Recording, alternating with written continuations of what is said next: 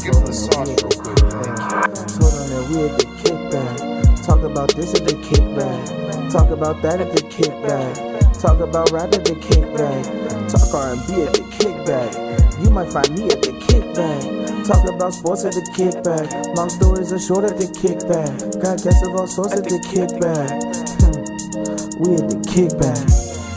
We at the kickback. We at the kickback. We in the kickback. We in the kickback. We in the kickback. Yeah, we in the kickback. I feel like that voice changed. Yeah, it does. But how about them Cowboys? I know it's been a couple weeks. You haven't heard from us, but I had to say that. I had to get that off my chest. How about them Happy Black History Month, everybody. Yeah. There we go. Yeah, Black History Month. But oh man, how is everybody, man?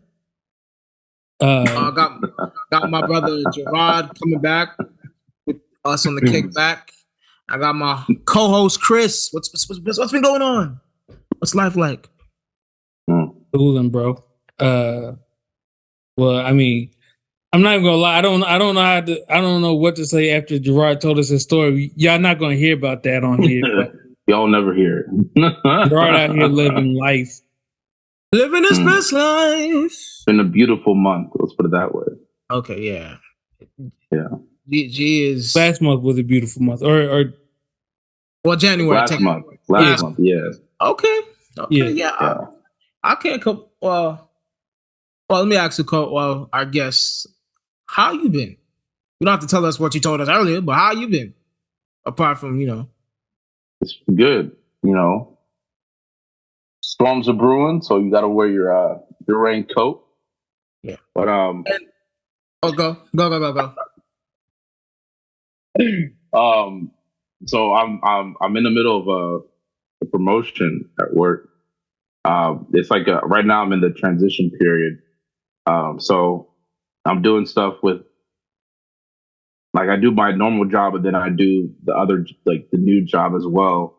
So I'm kind of going back and forth. Like today, I spent the whole day doing the new job, and that was mentally draining. There was so much that I was sitting there like, and so one of the other guys, he was up there. He wasn't here today, but he told me the same thing because he transitioned from my current job to the new one way back when. He said, yeah, the old job it's physically draining, or the old position is physically draining, but the new position is mentally draining. And like I got a full day's worth of that, and I was like, oh. It wasn't too like, it was kind of stressful, but it wasn't like too bad. Or I like just got up and left in the middle of the day. But it's interesting. It's been a good January. Let's put it that way. All right. Good to hear. Growth, just growth, man. Just getting older, good growing, living life. 2023 looking good for you so far. Okay. Yeah. All right, Chris, anything new, or is it the same old? Well, I'm going to strongly contrast Gerard and say 23 been terrible. I'm tired. Back at it again. We still tired. 2023, and I'm still tired, y'all. You're the opposite of Kevin Gates. Huh? Opposite. Yeah, you don't get tired. I stay tired. Tired king. I never feel fully rested anymore. The slept king. What sleep? I sleep 8 hours and feel like I slept 2. It don't make no difference to me. No, but work, started school again. That's it doesn't. It does suck. I don't like school, but but it is what it is. We're living out here. We're living. I'm alive. So there's that. Strong contrast to Gerard out here. Had to balance out the show. Okay. It is the deciding factor, though. I wouldn't say. I wouldn't say I'm in the middle because I'm kind of where Gerard is at. I should have made it worse then.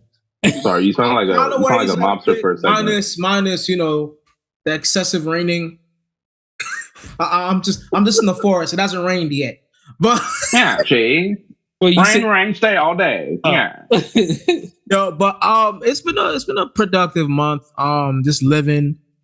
I'm out here just going out. Living, doing my thing. Work has been somewhat relaxed. Went to the doctor's appointment. I'm gotta go to the doctor's appointment every 3 months. Check everything out. Make sure everything's good. My health is good, and just balancing everything out.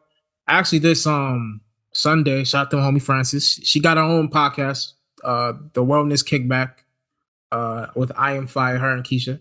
Shouting them out. But I'm going with her hiking this Sunday. First time hiking. Ooh, Peter is outdoors. Yeah, I'm just trying to, because do you have hiking boots, or are you going in your ones? I'm not going in no damn Jordans. I don't even wear Jordans like that. I would judge you. In all honesty, if you did, I would have judged you. The way you we talked about that years ago. Like, who can you see like actually in the outdoors? Just the fashion,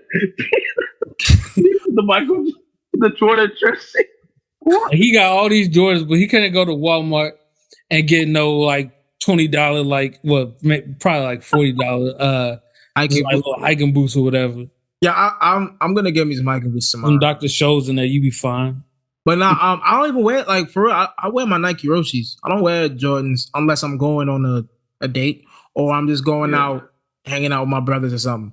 But I'm just trying to do things a little different. Stay off the social media. Just get out. And live. But I'm also about to do that too. I'm about to just hop off. Yeah, but also I have to get this off my chest. My Kid Boo is the devil. What? No, Kid Boo. No. I listen. I redid I put the game back in my PS5, Kakarot. Mm-hmm. And I got everything was smooth sailing from the Sand Saga to the Cell Saga, even to the Boo Saga. I had to use some sensu beans in some of those because Boo is just Boo. Mm-hmm. But Kid Boo, man, when I had to face him with Goku Super Saiyan 3, I think I failed 15 times, bro. 15? Yeah, I failed. Bro, it's hard. And the thing is, I ran out of sensu beans. So you know what's funny though? The same thing in I think, was I room with you, Chris, or Sion when I brought the Wii up? I don't remember, but I remember being there when you were playing it though. Yeah, was it Budokai 2? Budokai 2, yeah. The one with the little hopping beacons. Budokai 2. I hate that fucking game. Because it gets, I remember I finally back up at Frostburg, I finally beat it after 15 years, right? And because 15 years, mind you, without a memory card, by the way. And so, hell no! Without a memory card? Yeah, the struggle. No wonder it took you 15 years. But I think prior to that, the farthest I ever got was, I think when was it? It was Buhan. You know what I mean? Yeah. I think I got to that point. But I remember playing Kid Buu, and I had to fight him I tried with Goku failed, Vegeta failed, Goten failed. I think Hercule was one as well. That's a mega L. I finally beat him with Kid Trunks, I think. Man, oh my gosh. And you know what I hate about Budokai 2? It's one of those things where you have the bars, right? Mm-hmm. And if it runs out, you're fucked. You're fucked. Mm-hmm. You have to and you can get stuck. One thing about it is they'll literally trap you. Yeah. So he would come. It was the first game. Well, I mean, they I guess after that it was all like that, really though. Even Tenkaichi, if you run out of your energy while you're doing something, you're stuck. Yeah. Mm-hmm. But it was the worst. It was the worst in the Budokai 2. Because you didn't there was no anticipation for that to happen. Because in Budokai 1, you run out of energy, you just fall down, you get back up. Yeah. It was It's just like if you run out of energy, you probably was like in like Super Saiyan or something. yeah. Yeah. And Budokai was probably the easiest one. Mm-hmm. That was the Well, easy- no, not for Which one me. you? Not for you? Yeah, because I remember Budokai. I beat that in like 2 or 3 days because you go from the. Yeah. That one wasn't too hard for me personally. The first one. For me and my brother, honestly, the hardest part of the game, at least from what I remember, was Raditz? huh? The Raditz one. The Raditz part. Yeah. Yup. Ha! Like you chichi monkey. Like just you just like, oh wow, this is not for children. No, I was confused because I was stuck on that for hours until I realized you just have to like roll it to the point where it's there already. And I was so like, what am I doing wrong? And then I got frustrated and I just did, and it worked. It worked, but yeah, that was you just reminded me that took me hours to figure out. But with this specific with Kakarot, right? The reason why I got stuck and I didn't have sensu beans, and I realized a lot watching that. I realized a lot about that story that I forgot. In Kakarot, like there are like energy items that you can use during the battle, like when you're like your health is low, when you get your ass, whatever. Okay, right? so it's kind of like what's the one? Xenoverse? Yeah, you have those, right?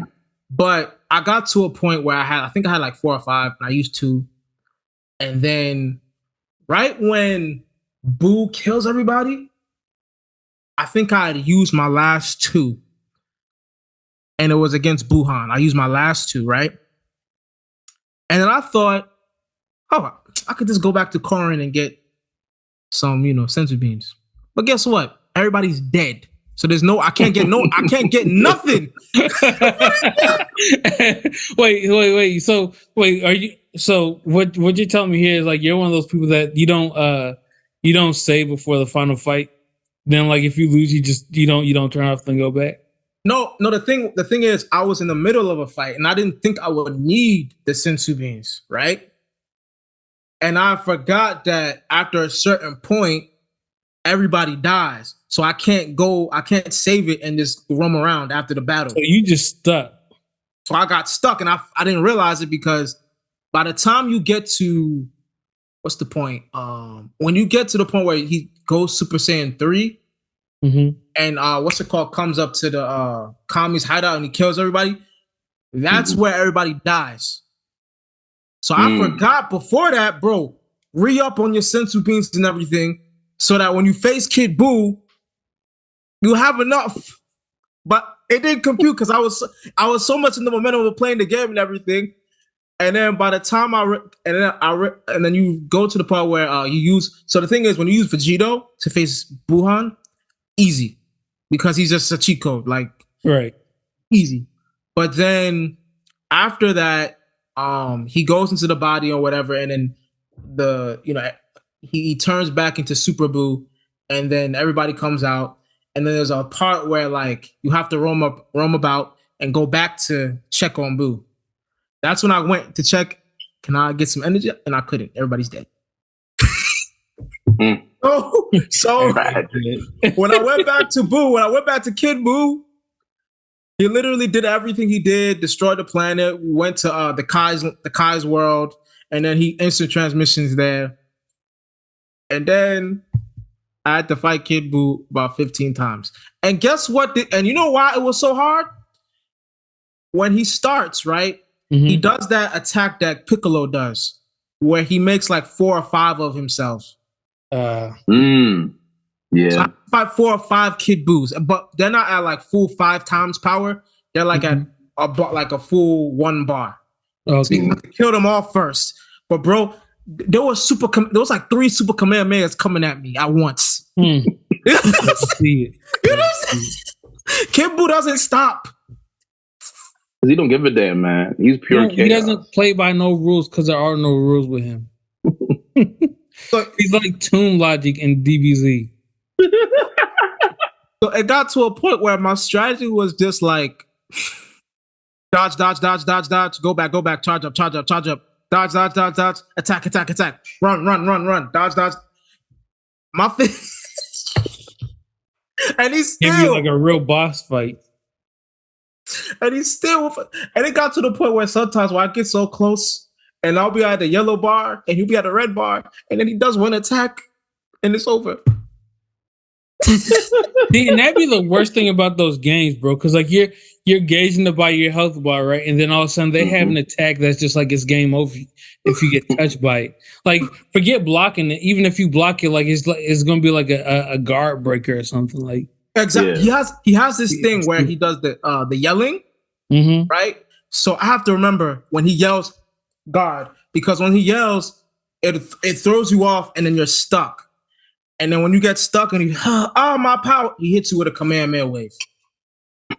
So like, yo, it's just, or he has this dump. And the thing that I hate the most is when he changes you into a fucking bubble gum. He'll literally do that. Like, yo, I told you that, and that's why I'm bringing it out. I hate Kid Buu because, bro, that shit was mental torture, bro. Don't mess around, man. Kid Buu, but yeah, that's just my little rant. I had to get off, but you know what I didn't realize? Goku's really dumb. yeah. Vegeta's the one that told him to use the spirit bomb. Mm-hmm.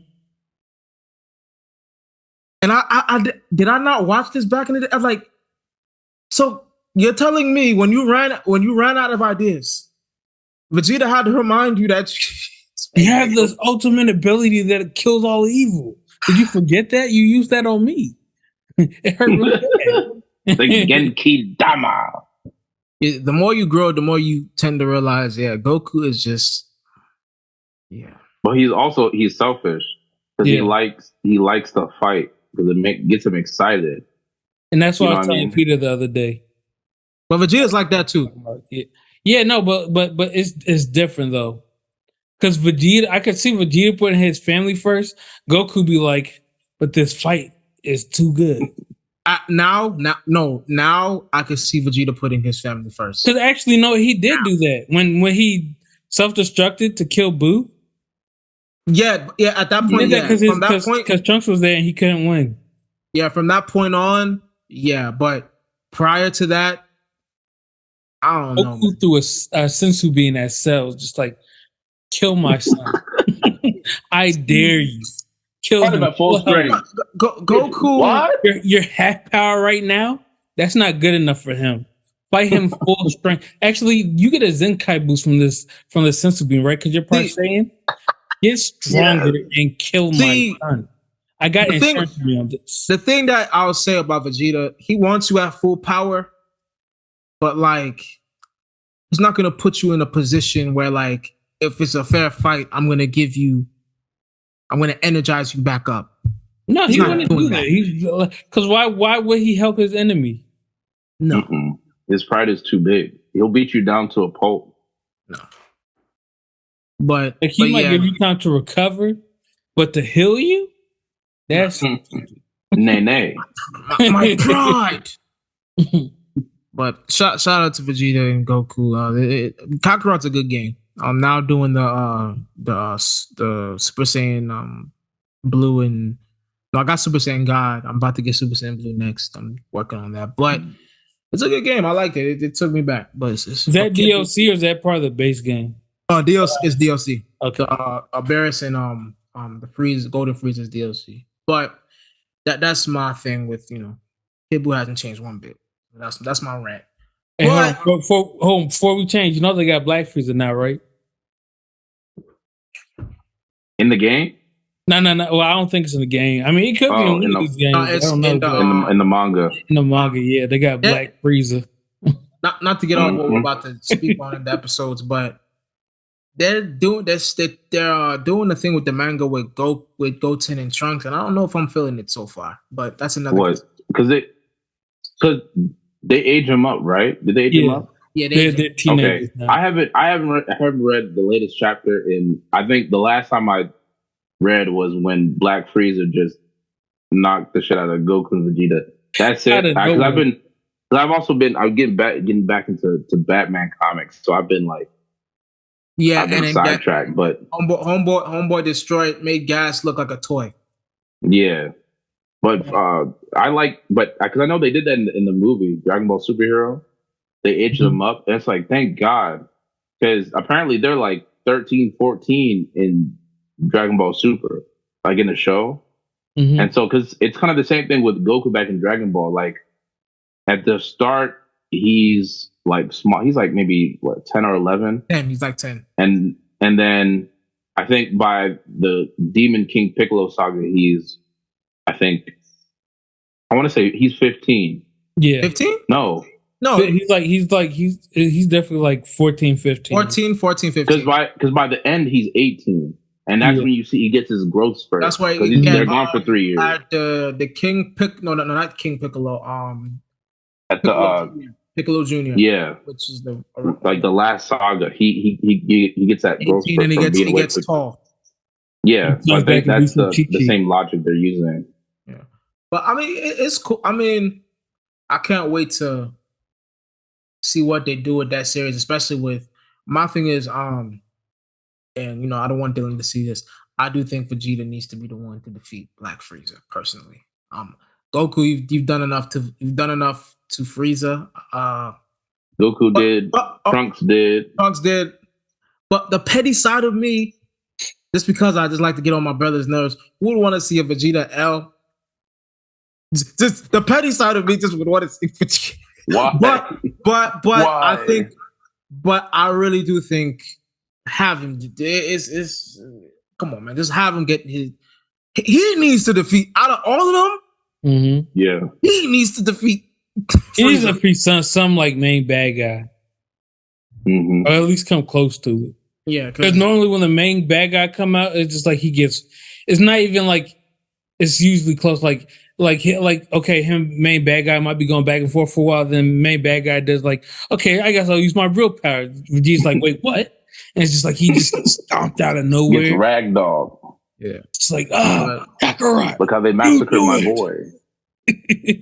but It's just like, oh, well, I guess Goku wins. I'll say this last thing so we can move on. But the more I grow up, the more I understand Squidward, and the more I understand Vegeta. Goku and SpongeBob are just really stupid.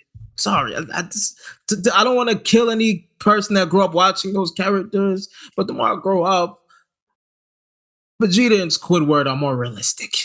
SpongeBob is Leslie Knope. SpongeBob and Goku got more in common than you think. They both stupid and selfish, but in the name of friendship.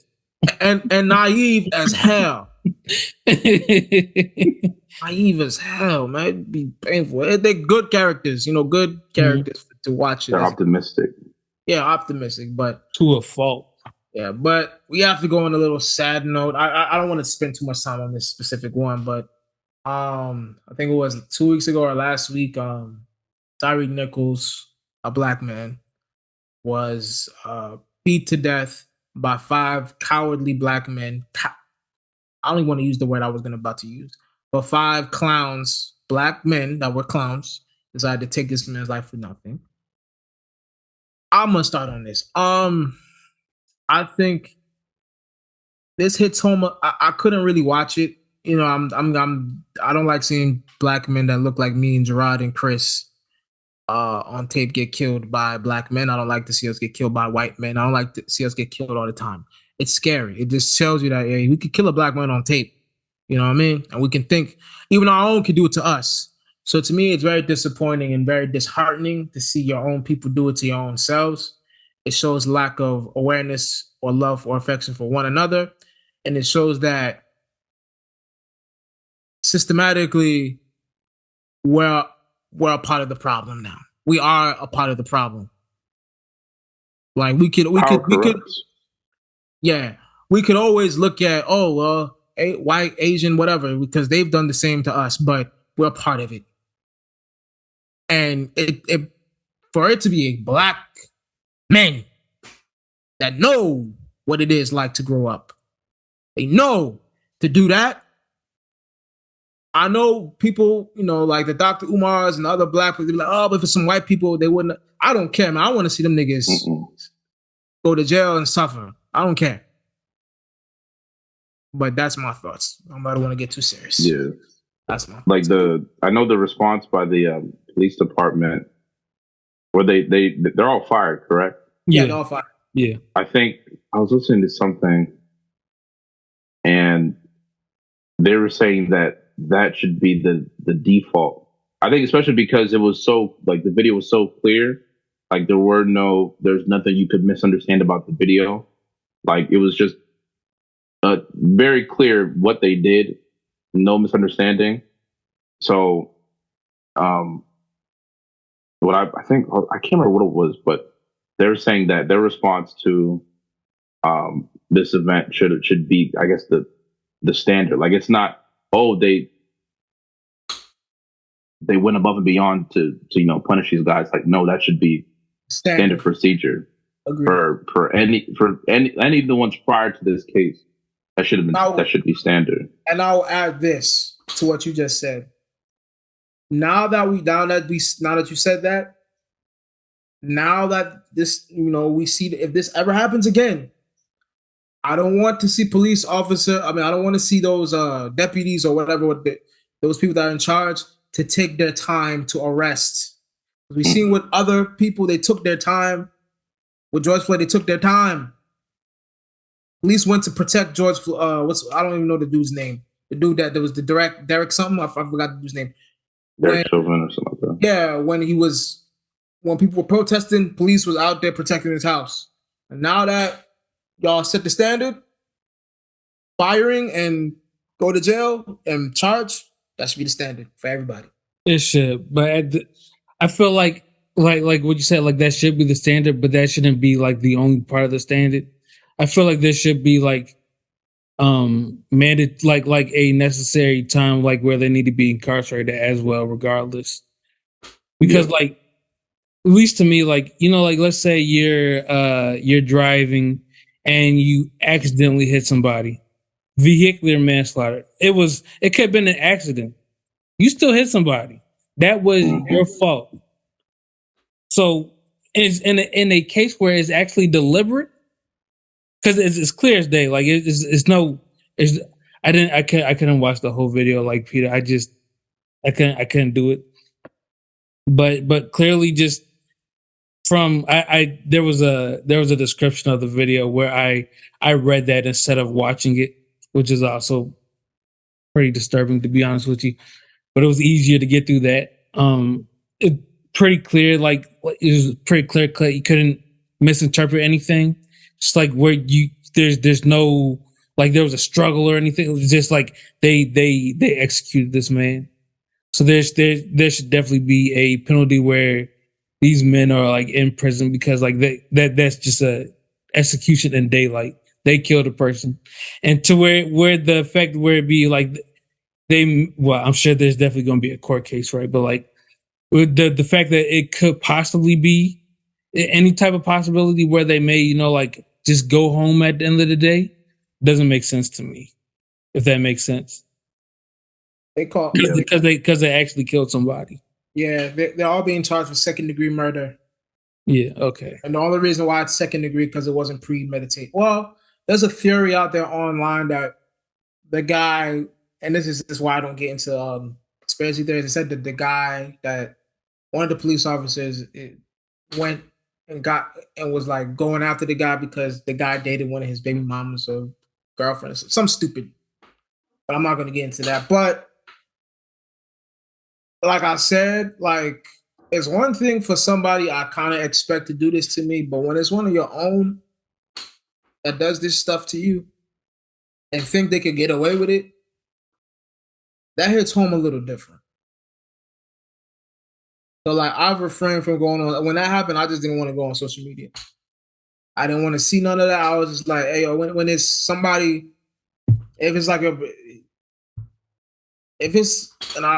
just be real. If it's a white dude, sometimes they do that stuff.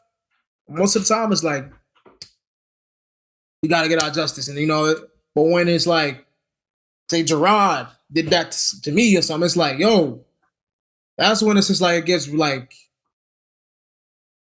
it's a little different. It's like, it's not the same. You know what I mean? So,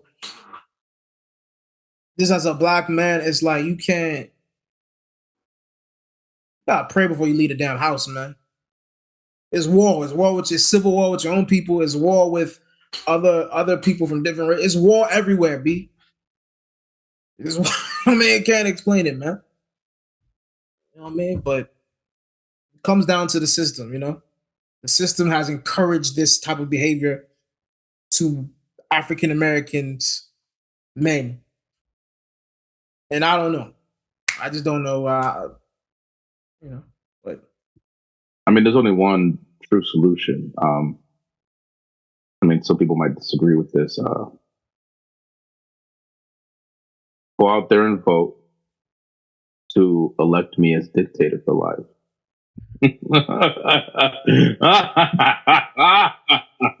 I'll make this shit go away real quick. I don't know why in my head. You seen American Dad, right?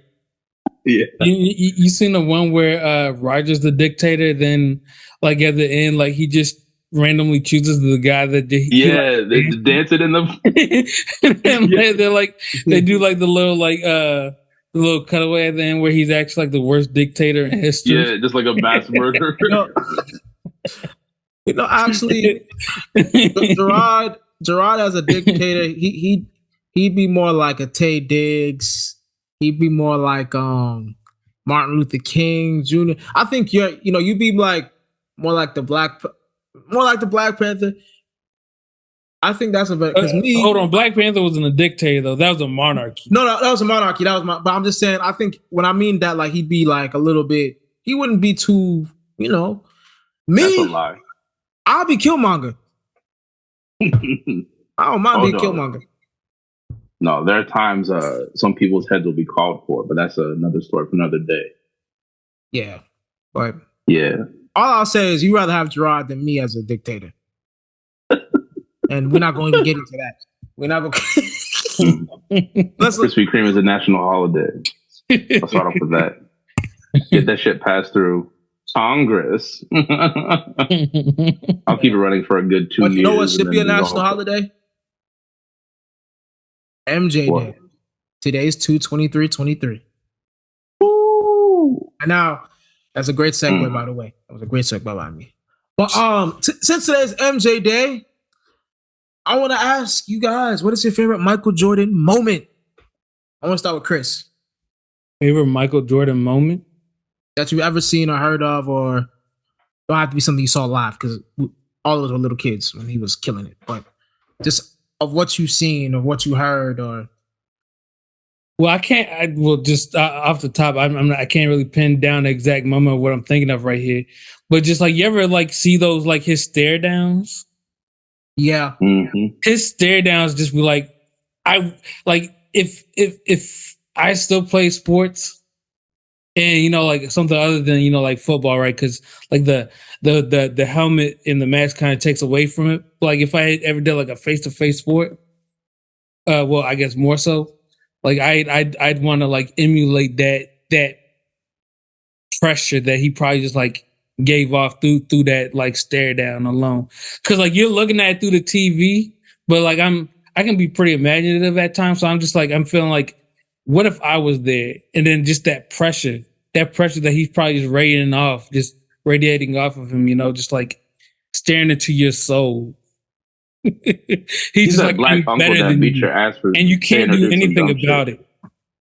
Yep.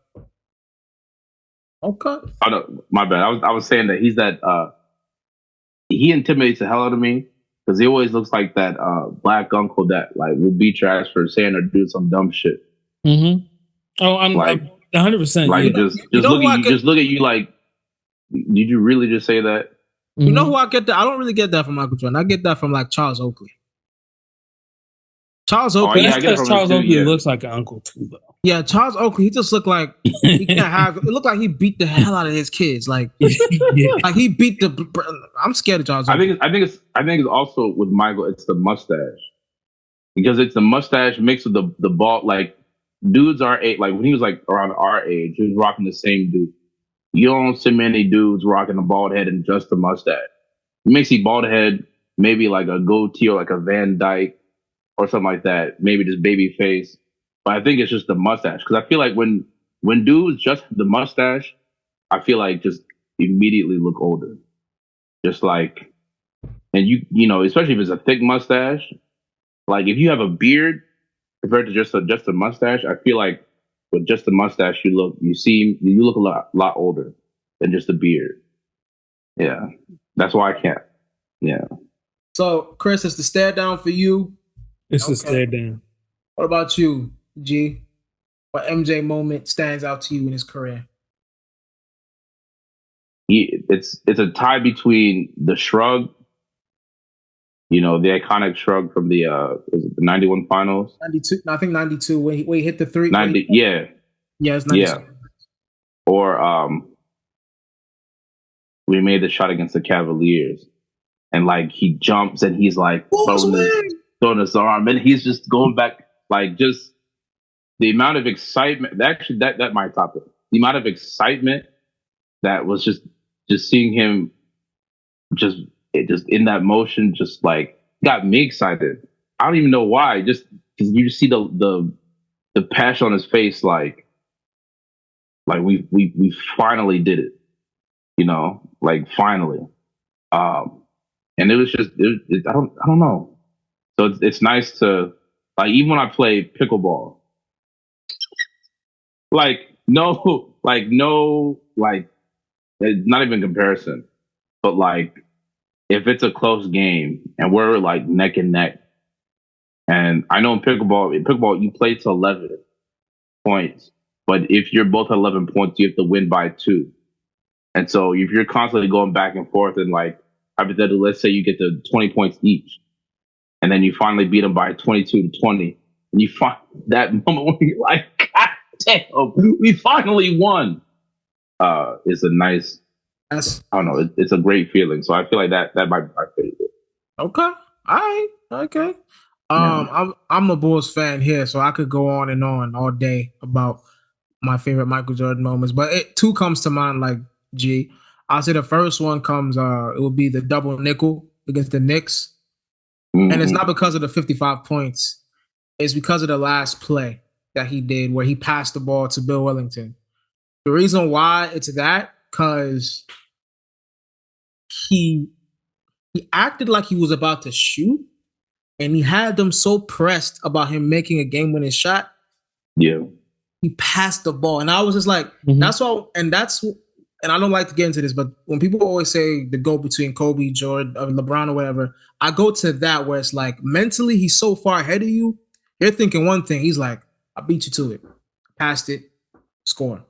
Because he already has you so convinced because of his game, because of the history behind him. And like once he jumps and tries to take that shot, you're like, we got to stop him or he will make that shot. Something like a Steph Curry, maybe.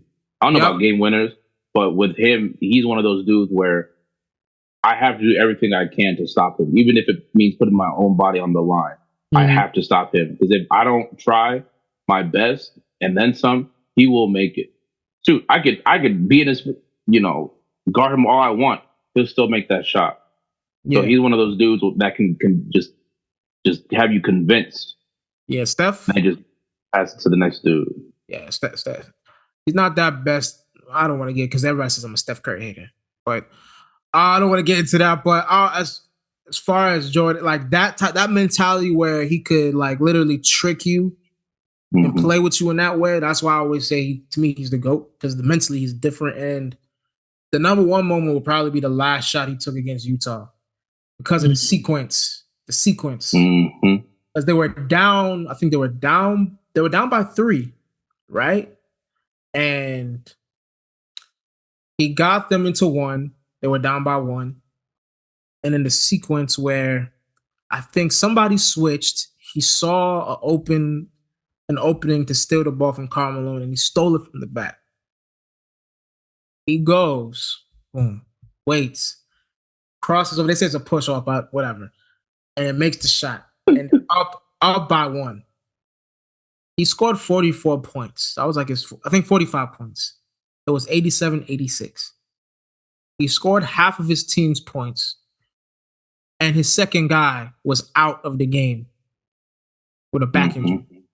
Scottie Pippen was not playing. He was out with a back injury. to do that and to win in that fashion, to win your 6th championship, I don't know what you can say about that. To me, is the number one moment because it's just like, yo, you can't make that up.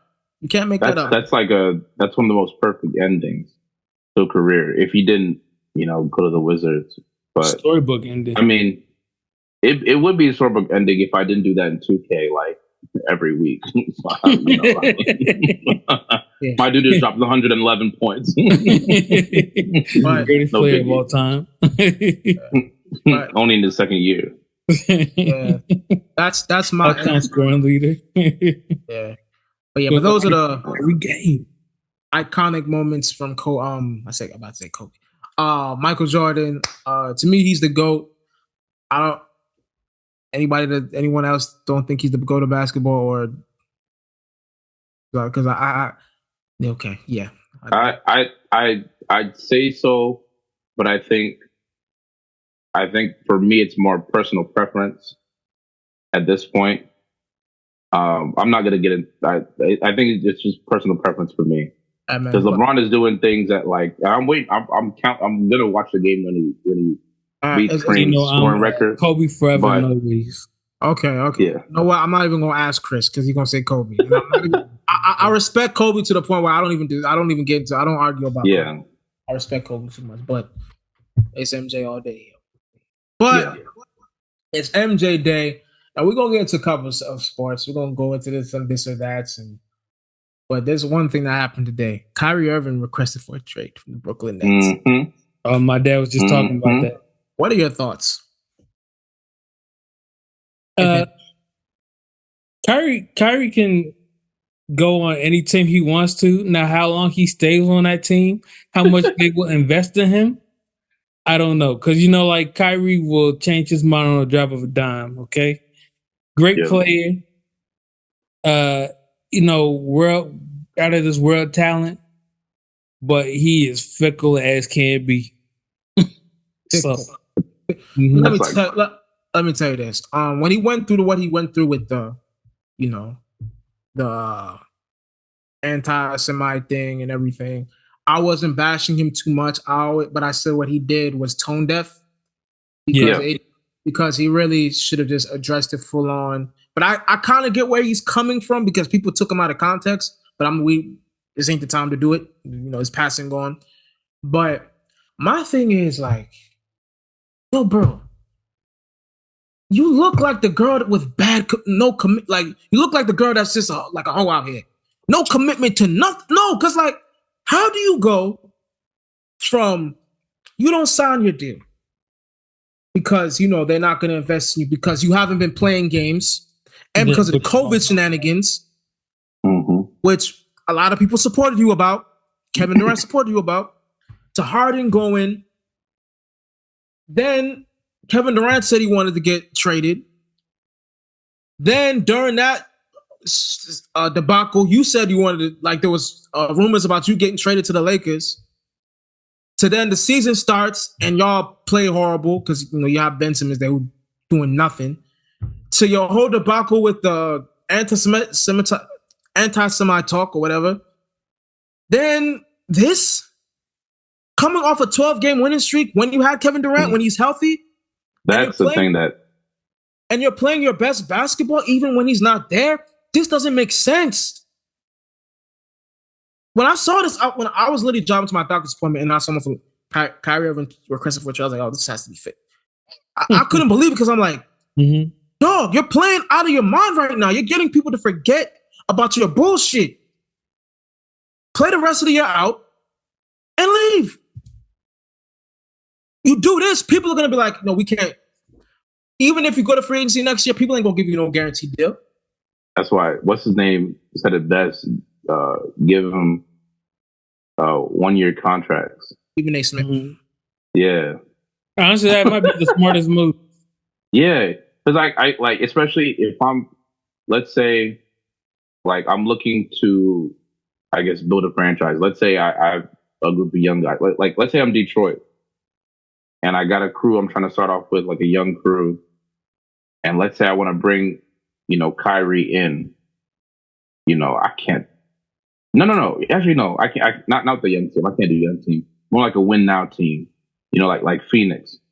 Mhm. I can see them going to Phoenix there because they're more. I don't know if they could win it all, but they have a better chance than Detroit. I'll say that. But I'd only give them 1 year. Let's see how it goes. Turns out well, give you another contract for next year. I don't trust that dude. I'm not trusting with my franchise. And because he's that great, talent wise, he's phenomenal, but way too unpredictable. And you mess with my money, dog. I can't have that. I can't have it. It's too fickle. Bro, I haven't seen dog. I haven't seen it and I want to support Kyrie as a basketball. I want to support him as a man too because he seems like a guy that knows how to. He's not a corporate person. He's a free spirit. But sometimes with free spirited people, they think they could just do whatever they want, and the world reflects around them. They don't know how to read a room, bro. That's artists. Read the room. People think you have commitment issues. And it's just it's so blatant, right? We're talking about this, and we're not even there, right? And we're not sports analysts, so just us, fans can see how fickle a person he is, and just off the surface level. So I'm sure is it actually worse? Probably even in the locker room or behind closed doors or whatever, right?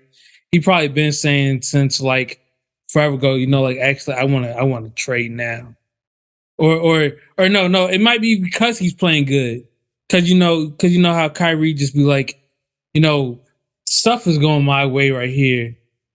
Let me just flip it. Let me just flip everything around, see what happens. It might be a reactionist too.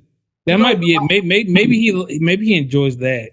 I feel like he's a dude winning at Monopoly, and then he just flips the board over, saying, "I want to play another game." It's what? You were winning.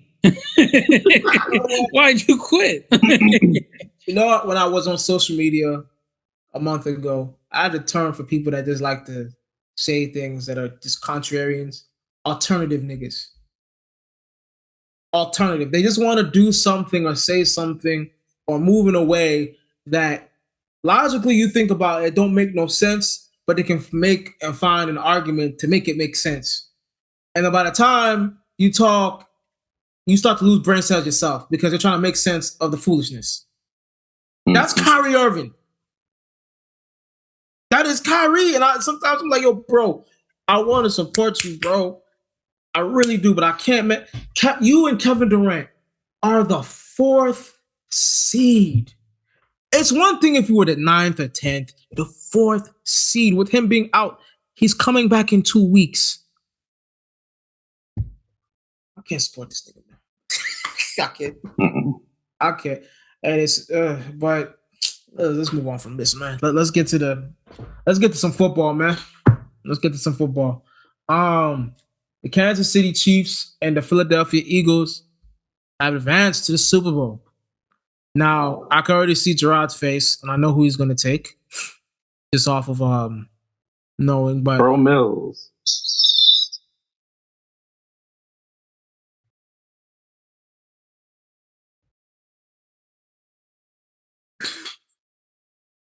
Oh my God. Okay. Okay. But who do y'all got? Who y'all got for the Super Bowl?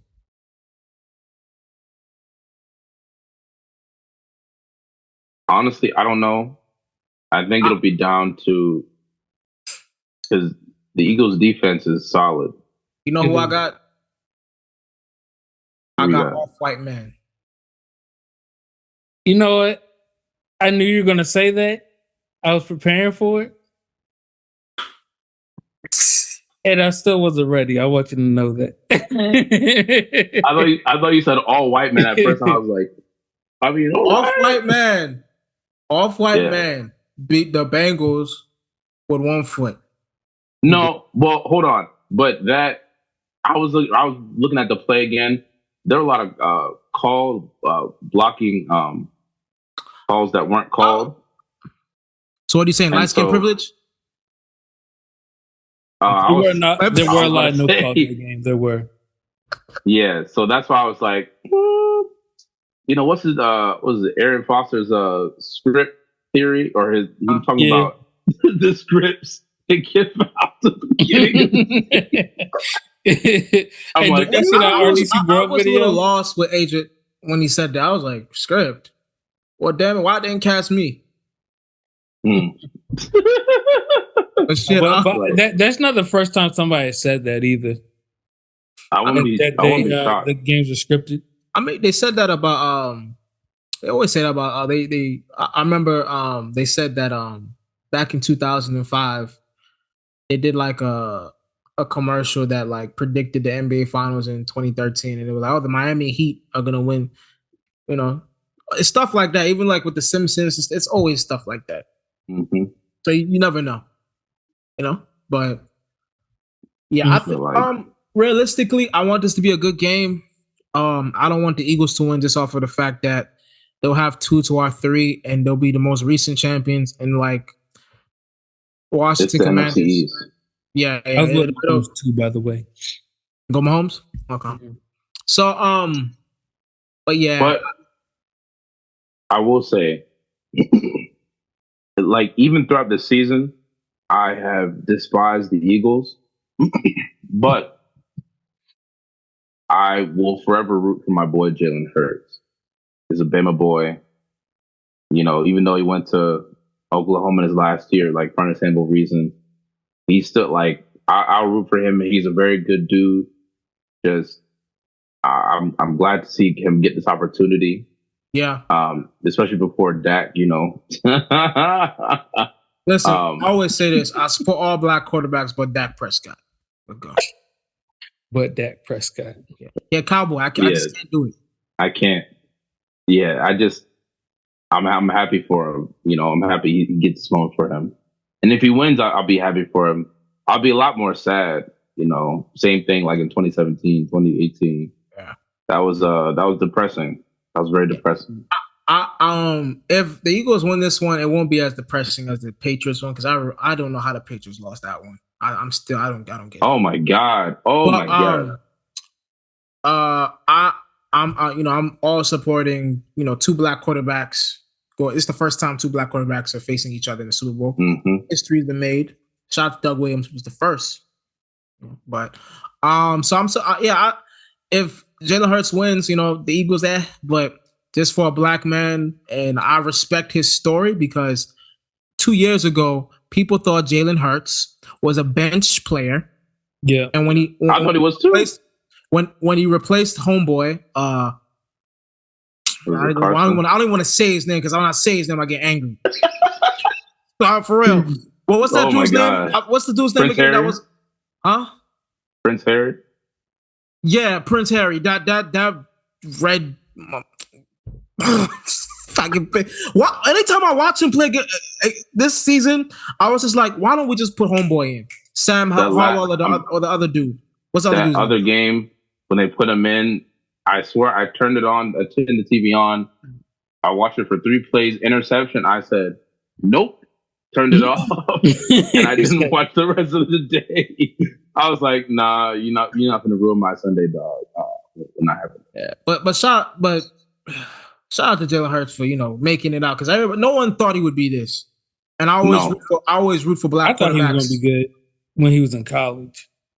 I thought he was one of those players, like college players that would do well in college, especially in the SEC, but I feel like he'd be all right in the NFL because you get a lot of those guys.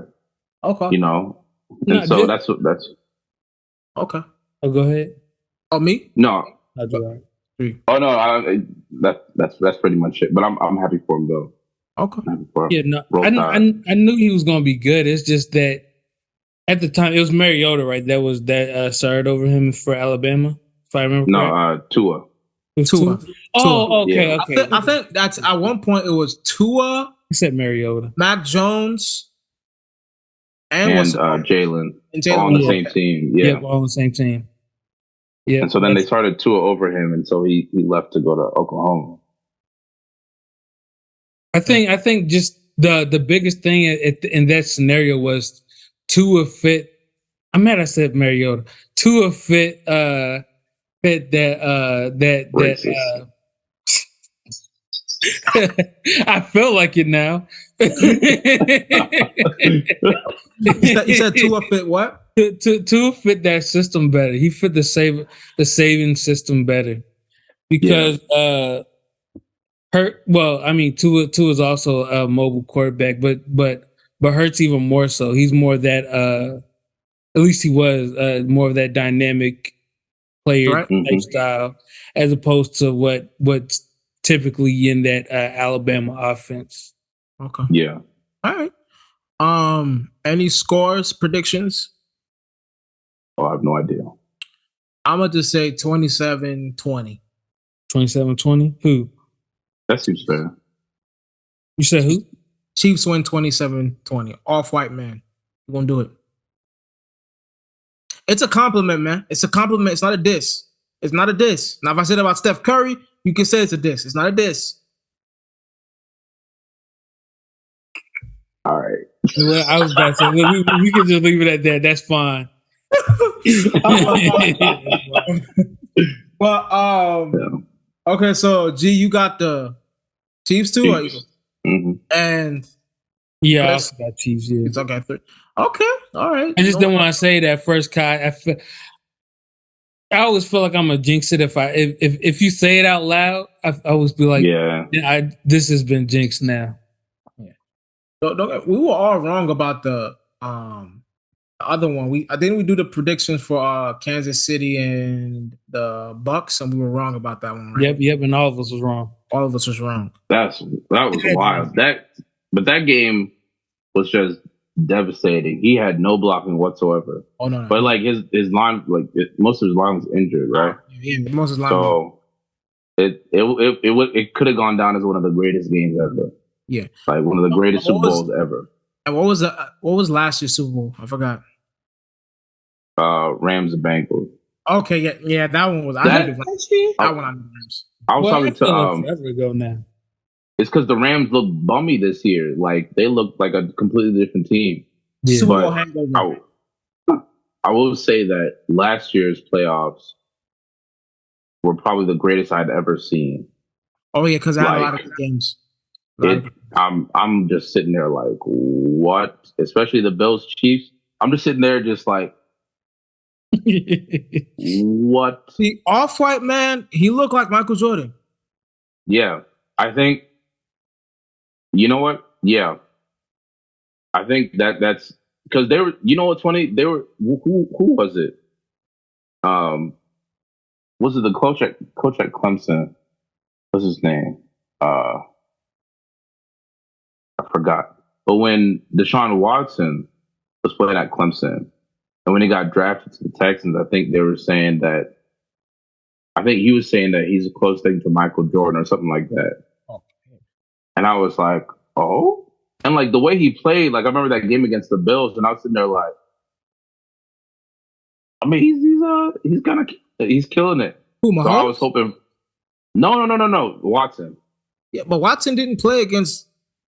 No. This is prior. This is like I think this was what's his name's first year in the league, Josh Allen, and they went up against the Texans in the wild card game. Yeah, I know what you're talking about. Yeah, this is what 2018, 2019.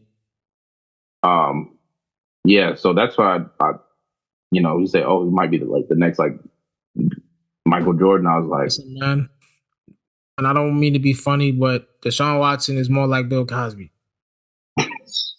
For other reasons. So y'all can search that. But yeah. Okay, all of us say the Chiefs. Now, here I did a this or that. Football edition. And a one gotta go, football edition. Now the this or that. Now, this or that was inspired by Super Bowl quarterbacks. And let's do the first one. John Elway or Peyton Manning. And this is for Jerm. Yeah, if he's watching. So yeah, John Elway or Peyton Manning. Who y'all got? This or that. Peyton Manning. I'm gonna go Peyton Manning. Same, but it's because recency bias. I never Yeah, I grew was up about to say really with John we Elway. grew up with Peyton Manning. Peyton Manning was the man. Yeah, like I think Growing up. I'd say like I studied both of their careers. I think it's closer than people would say. I just think oh John yeah, Elway had more epic failures early in his Yeah. career. Hmm. Like he lost some Super Bowls bad. Yeah, but it could also be said he made it there.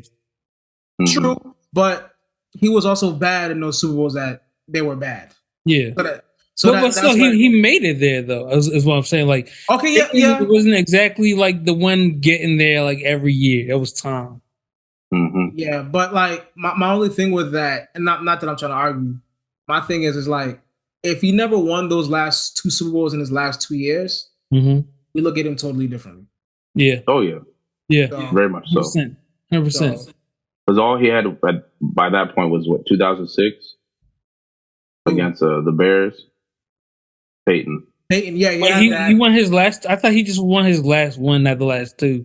I thought he went Then- there the last 2 years, but he Who, don't. Yeah, John he Elway went- or Peyton? Peyton, because the last Peyton- two. He beat the Panthers and then retired Yeah. after that. Yeah. But prior to that, no, 2 years prior, he faced the lost. Seahawks. And they Yeah.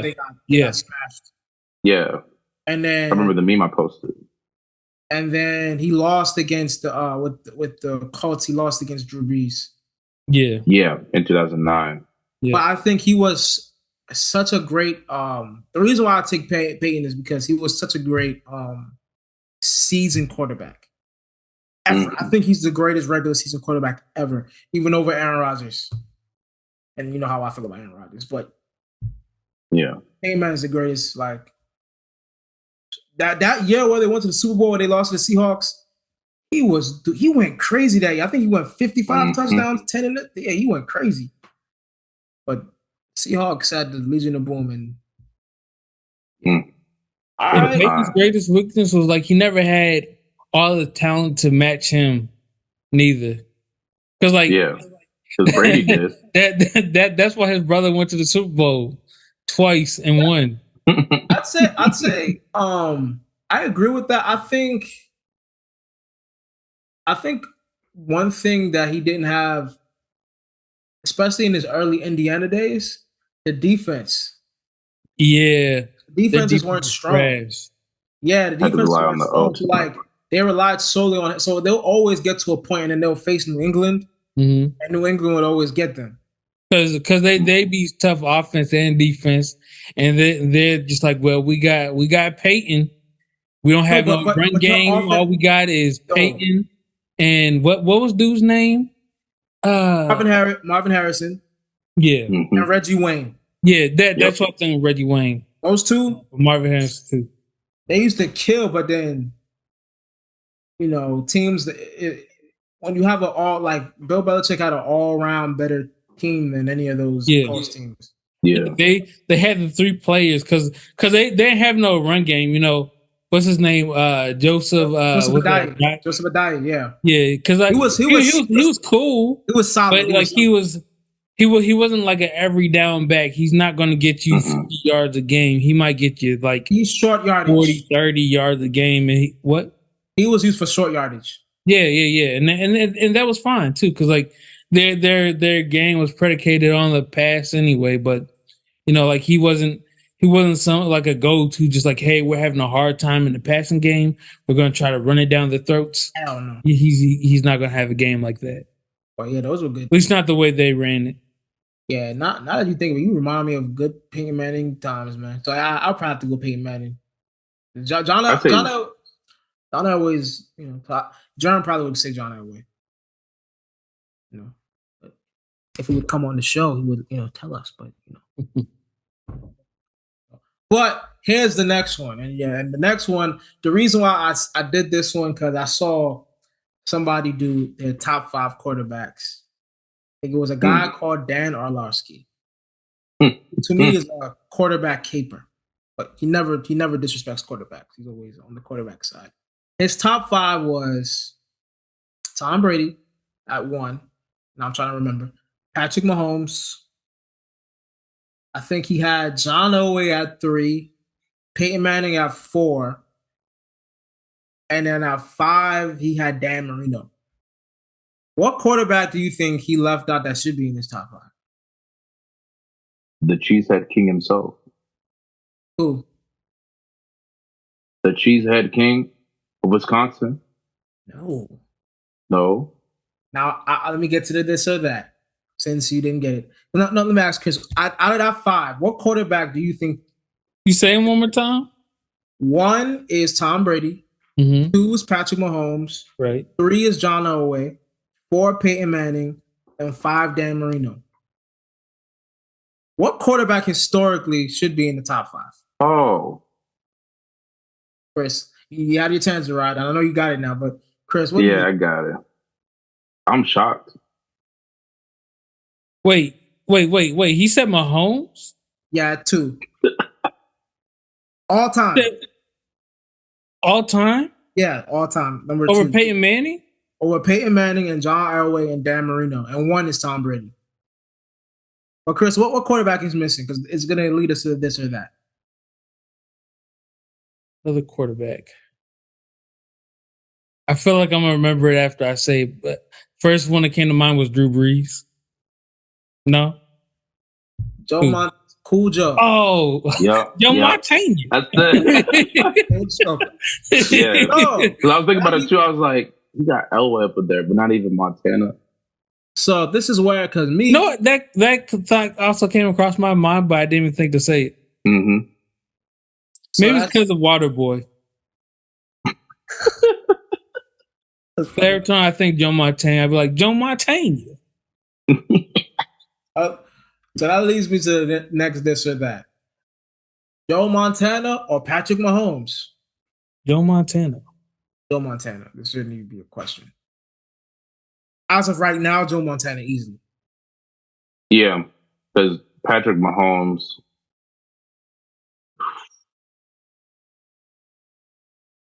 Definitely Joe. I'm trying to make an argument for Mahomes. Now, I guess maybe you want to say talent wise. If we're talking talent wise, I would pick Mahomes because he could do a little bit more. Yeah, with his legs and his feet.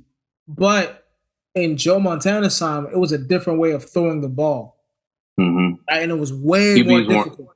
You could QBs weren't as mobile. We couldn't be mobile like that. You had to stay in the pocket. So, and the reason why I take Joe Montana is because he won 4 Super Bowls, 4-0, and he's 11-0 as far as touchdowns to interceptions. Mm-hmm. Mm. It's great. That's like Michael Jordan shit. You know what I mean? Yeah. So, like, yeah, I'd go Joe Montana. But Patrick Mahomes could pass him if he wins more Super Bowls. Because he's talented enough. But he's been to like, nope, never mind. I think since 2017, I keep thinking he's been every Super Bowl since. But he's been close. 3 out of 4. He's been close. Yeah. No. Yeah, 3 out of 4. His first official year, he lost to Brady. He lost in the AFC Championship. And then the next year he won the Super Bowl. Yeah. And he lost in the Super Bowl the next year after that. Then 3 of 5. Oh. 3 of 5. 3 of 5, yeah. Because he lost to homeboy Burrow last year. Yeah. Yeah. All right. Mm-hmm. Everybody going cool Joe with that. But all right. Now our one gotta goes for football. We're gonna go old school and we're gonna go new school. Now the old school one, let me go first. Now the one gotta go. Terrell Owens, Randy Moss, Jerry Rice, or Michael Irvin. One gotta go. Woo. It's really between 2. I'm gonna go Michael Irvin. Honest to God, it's not because he's a Cowboy. No, I think with the other guys, you said Randy Moss, T.O., Jerry Rice, Michael Irvin. Yeah. Yeah, I think you're right, Gerard. Because So that's an impressive list, but out of all of them, Michael Irvin might be well. It doesn't sound right. I don't know. I'm thinking of like the top, I'd say, offensive player not named QB. Yeah, Like that's not the quarterback. All those dudes, I'd say, were considered the best offensive player on their team. And with Michael Irvin, yeah, and Michael Irvin, he was great, but he was no. I think Emmitt Smith may have been the top offensive player on those Cowboy teams back in the day. yeah. Like Michael Irvin was great, but I think Emmitt Smith was the engine on that team. He was the catalyst for that offense. Yeah. He was part of the reason why I feel like Irvin could have been great like that. Because they had that run game to like when you do pass it deep, you got Michael Irvin right there for you. Yeah. Yeah, I'm probably gonna go Michael Irvin as well, just off of what you said. And to me, Terrell Owens, bro, I think people underrate his talent. He's at his. People always said Randy Moss over T.O., but talent wise, I think it's close, man. T.O. could do some shit that you're like, what the? I don't think it's necessarily like the fact that people like don't like understand like how talented he is. It's just overshadowed by his personality. His bull. Yeah. T.O. could do some stuff. He could catch balls at certain angles. But the thing with that ego. But the thing with Randy Moss, he was so. I feel like with him, he was so talented, and I think he had a better IQ for the game. Yeah, he had a better IQ, and like with him, he just came a little bit like flawless. Yeah, T.O. when he caught the maybe that's it. Maybe it was like freak athlete versus like a natural. Mm-hmm.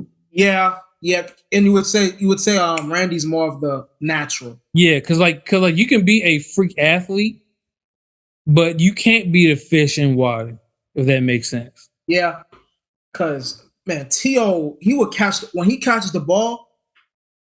Sometimes it's like, yo, you can't touch him. Mm-hmm.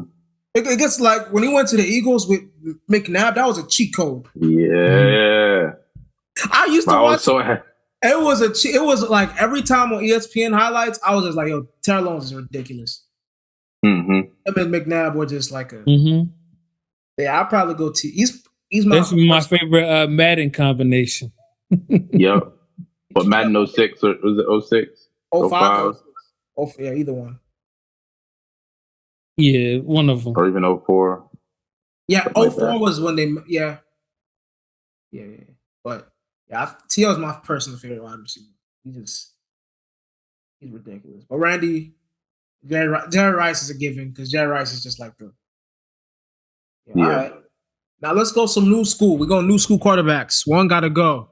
Josh Allen, Joe Burrow, Justin Herbert, or Trevor Lawrence. Ooh. One got to go. Say it one more time. Josh Allen, Joe Burrow, Justin Herbert, or Trevor Lawrence. Jacksonville. One got to go. With Trevor Lawrence, I want to see him with a solid team around. Not that like Jacksonville's been pretty nice, especially towards the end of the season. But at the beginning they were just awful. Yeah. So if he had a solid team, at least like if he was on like the Bengals or even the Bills, I'd like to see him surrounded by talent like that and see how well he'd thrive. Because I honestly don't. Part of me wants to knock off either Herbert or Trevor Lawrence, but I feel like compared to Trevor had a slower start to his career. Yeah. Compared to Herbert, because everyone was looking at Herbert like, "Yo, did we draft the wrong? Like, he should have gone first." And he was because he was killing. I was like, "Jeez, man." Like, this one's hard for me because as of right now, I'm not liking what I'm seeing from Josh Allen. Especially that last game. Oh not yeah, What liking him, offense? but he's been really when he has his good moments, it's like Mhm. And his size too. Like he's like a size of like a DN, Mhm. and he's sitting there playing quarterback. Like who would want to tackle him? Ain't nobody like going out of their way to tackle this man. It's like Ben Roethlisberger. yeah, Yeah, with or like legs. when you would make a lineman Mhm. a QB in Madden back in the day Yeah, with like running back speed. Oh my god. like he's 300 pounds, but he runs a 4.4. Watch Yeah, out. Yeah, people used to do that. Ugh. But I don't yeah. know. I think Trevor's still young. Justin Herbert has a lot of potential. I didn't really like his play against Trevor Lawrence. Mm-mm. This one's actually a tough one. I think Joe Burrow is going to stay for everybody. yeah, Joe Burrow says. Solid one. The other three are just like wild cards because Josh Allen should be a guy that should stay, but he was once an MVP candidate and he just looked horrible toward the second half of the season. Yeah, no, I was gonna say Lawrence just because kind of like just agreeing with what Gerard was saying. Like maybe if the beginning of the season wasn't as slow, and maybe if or the beginning of his career wasn't so slow, and maybe Mhm. if he was put on another team, like don't get me wrong, like he's solid, playing solid, but for now, because like, he's still young, he can still definitely going to develop as long as he keeps progressing as he is. He's going to get better, but for now, I for and for the sake of this list and moving on, I'm gonna say he's the one that got to go. I'll be a concert. I would want to go there just off what you guys said, but I'm just so disappointed in Josh Allen. I gotta go, Josh Allen.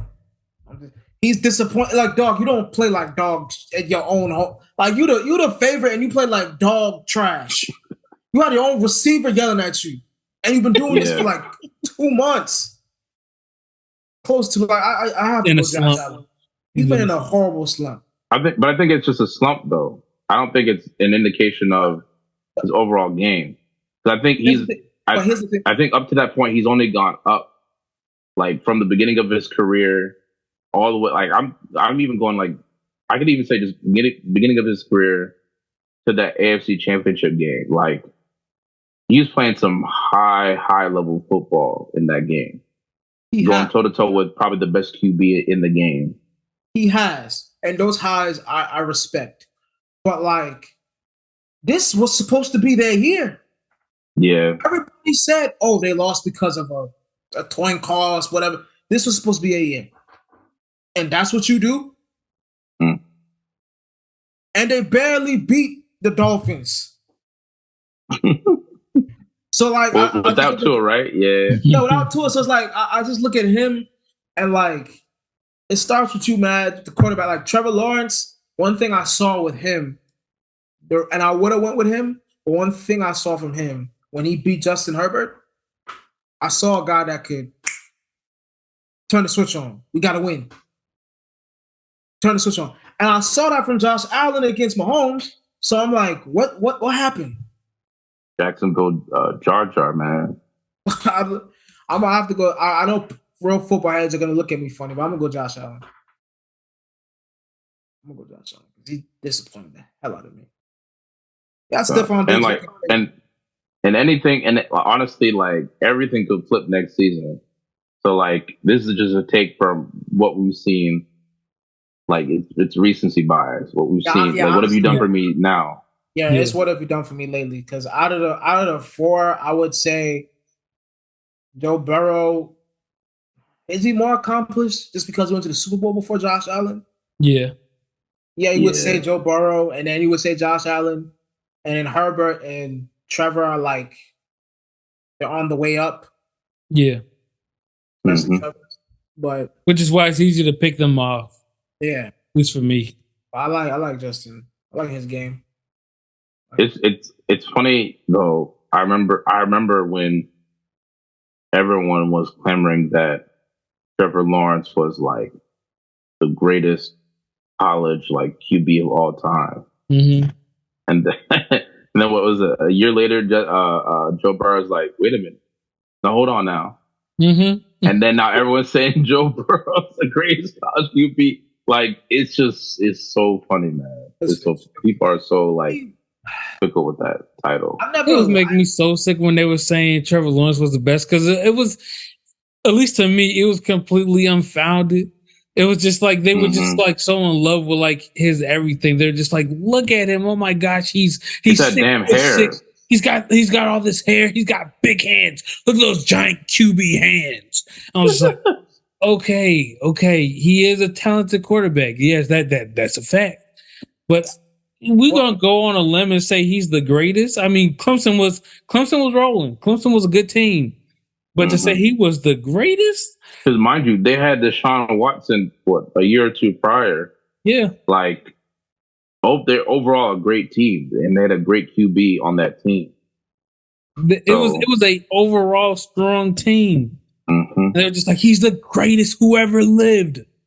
And it was the whole I think the biggest thing that kept bothering me was like every game they're describing like his physique. I was like, okay, we get it. Y'all are in love with this man. He's long. And it's getting creepy at this point that y'all talking about.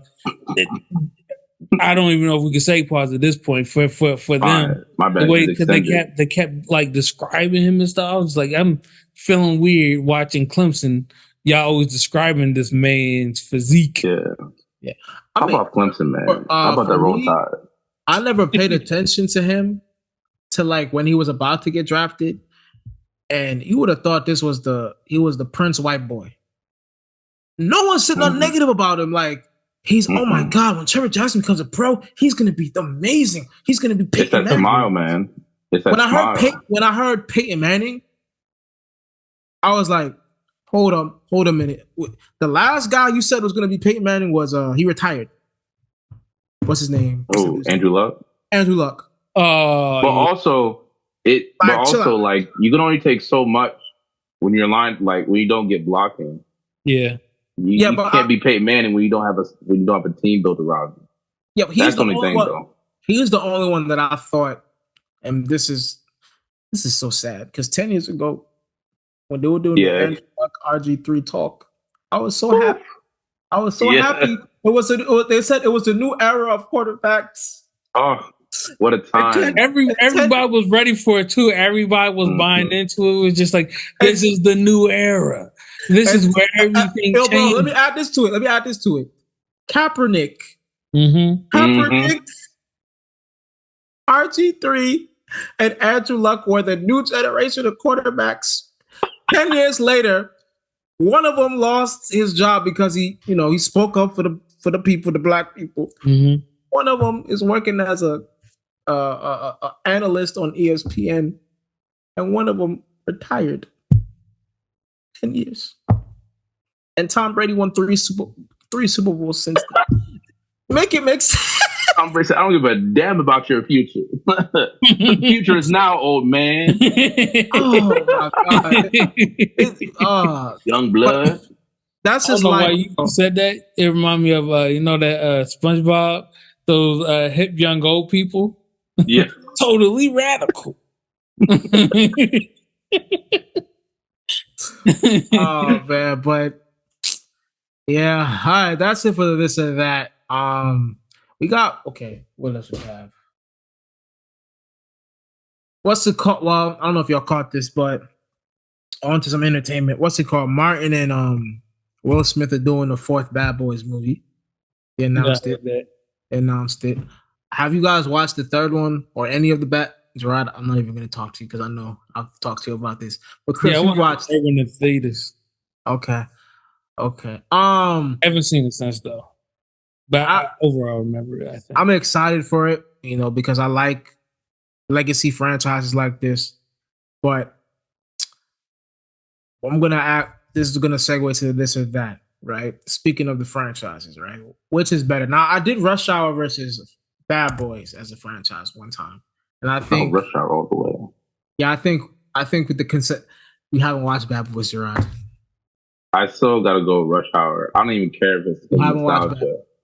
You understand the words that are coming out of my mouth? I you know what? I think me and Chris were having the argument, and I said I went with I said the first two if it's just the first two movies, Yeah. I'd pick Easily. Rush Hour easily. One of the greatest movie duos ever.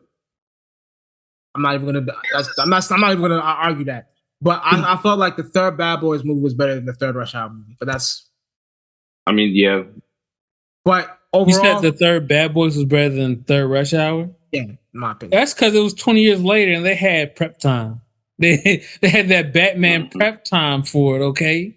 But it's not like it's way better than it's. I just think it's a little bit more better. But that's neither here nor there. I mean, That and they played on Rush Hour 3 came out nostalgia. 2007. Yeah, but I'm still rolling with the Rush Hour series over Bad Boys. Personally, Yeah. I'm still rolling with it. But Only. I'm gonna ask this: the Rush Hour trilogy or the Friday trilogy? Now I'm that saying one- Rush Hour. Still Just gonna say Rush- because the combination of Chris Tucker and Jackie Chan might be my favorite combination. Yeah. it's Like so- don't get me wrong, like I love the Friday series, but the combination of those two I go to me I is immortal. You know I what? think also because Go Gerard, and I'm gonna go right after. no, I think with Rush Hour, I think if you had, but if none of these movies ever came out, and you had said, could y'all like, what if Jackie Chan was in the movie with Chris Tucker? I would be like, what? It was like What? Actually, let me They're hit you with- G, not to cut Uh-huh. you off, let me hit you with this.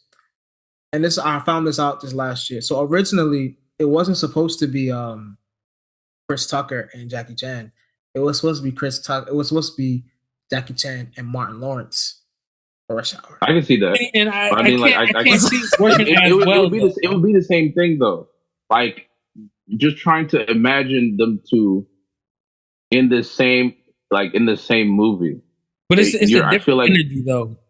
Yeah, See, I feel like your brain would break. Martin and Chris Tucker, they have very similar comedic styles. They're both physical, but I feel Mhm. like Chris Tucker is just more. It's the way he talk. He talks a little faster. He talks faster than Martin. Martin talks with more like anger. Yeah. Mm-hmm. Chris Tucker talks like, man, come on, man. What? Like he's just fast. Yeah. Yeah. Come on, girl. Which is funny because like it's supposed to be at least like I'm babbling, but like you get to like scenes where you like, do you understand the words that's coming out of my mouth? But he's saying it so fast. Yeah. And he had to slow it down. Do you understand the words that are coming out my mouth? Well, who the hell you think you kidnapped Chelsea Clinton? It's Oh just my like the pure dynamic of it. It was like a combination that was never supposed to happen that worked so well. It was like that. Was it Sorry. the officer Reese's when he in was it Family Guy?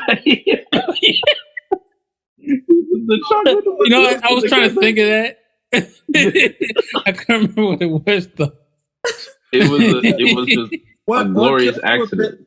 What kills me with Chris Tucker in the second movie, that girl was just whooping his ass every time. He just kept taking that shit. You done kicked this all out of my mouth, girl. It could have been something special, but you just so goddamn crazy. It was like, yo, Oh what is my that? god. Put that back. It's a bomb. Put that back. And oh, crazy ass bitch. Oh man. Just And he's such an instant. hilarious. He was like, what kung fu his ass or something? Mind you, like they could never be made today. Or if they would, they wouldn't be as funny. I'll tell you that. You know what's so funny? They were going through like, the stereotypical stuff that you say about people like Jackie Chan said, "I'll bitch slap you back to Africa," or like when he called one of the villains he called him a food. I forgot what it was. Oh, I seen your sweet and sour chicken ass. Like stuff like that. You can't see now today. You can't like now. I'm thinking about it today. It's like, yo, can you say that shit? It's stupid. Oh my god, it's so stupid. Now that we're going through this, yo, I'm picking Rush Hour. I love Friday. and I was gonna argue for Friday, but I just said all the shit from the movie, And and that's it's what just I'm saying, bro. Like it's just like it's completely different from what we're used to. Like just like a comedy movie. Like it is a pure comedy movie, but it's also like action and all this stuff, other stuff rolled into. Like even other parts that aren't necessarily supposed to be funny are hilarious because of their dynamic, because it just works so well. Now the only thing with Friday is the first Friday has a lot of cultural, like the Bye Felicia. You got fired on your day off. Damn, you got knocked the fuck like. Or like what's the homie's name? Debo. But my mama gave me that chain. Shut up. You know what I'm saying? It's just like that. Stuff like make it enough. Like stuff like that. The first Friday is like, iconic. But especially with that budget. Yeah, and then the second Friday was good. It has this moment. Well, Michael Blackson kind of killed it in the second one. I can't get jiggy with this shit. Give me back my money, and I got no damn receipts. And then the third movie, Terry Crews and Cat Williams, man. I am a boy, damn it. Is that what he said? I can't remember. Yeah. Where he was like, what did he say when he came into the bathroom? You know what this is, new booty? Don't fight this shit. Just let it happen. And he just got the what you call it behind the toilet. The what was it? For the pliers. Thank you, pliers. Yeah. And you hear the if I remember right, you hear the crunch. Still makes me just. It's gonna be ball juice everywhere. Okay. Did he call him Lucky Charms? No, I think when he came in the room, he was like, "Hey, yo, Craig, that guy look magically delicious, nigga."